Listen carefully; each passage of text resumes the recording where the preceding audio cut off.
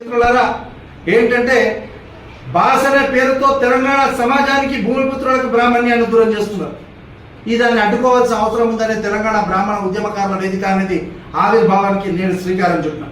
అంతేకాకుండా అపరిపక్వతమైన నాలెడ్జ్తో అయోధ్య విషయంలో మొన్న చేసినటువంటి ప్రెస్ మీట్ ఏంటంటే అది అసలు పేరవమైన ప్రెస్ మీట్.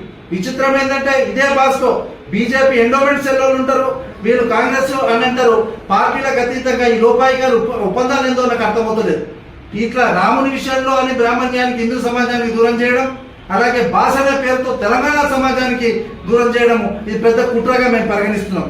అంతేకాకుండా ఇంకొక విషయం మిత్రులారా, ఎప్పుడైనా సంక్షేమ పరిషత్ కానీ లేదా ఏ ప్రభుత్వ సంస్థలు పెట్టినా ఆ సంస్థలో ప్రతినిధులు కలిసి పెడతారు. మరి మా సంక్షేమ పరిషత్కి వైస్ చైర్మన్ వేసిరు. పాపం ఆయన అయితే ఆంధ్ర నుంచి వచ్చినా కూడా కాంగ్రెస్ కార్యకర్త. ఆయన ఇట్లా మాకు ఒక ఆపేక్ష ఉన్నది, బాధ్యతతో చెప్తున్నాం.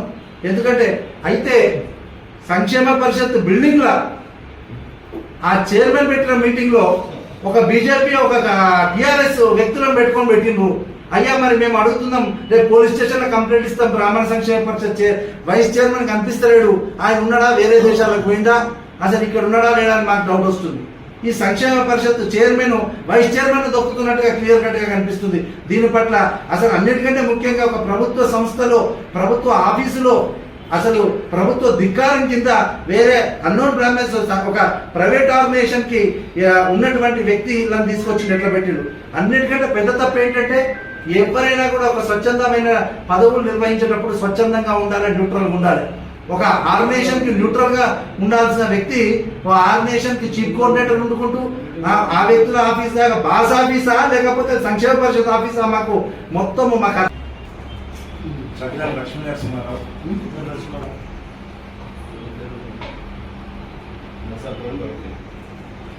సావర్కర్ శ్రీధర్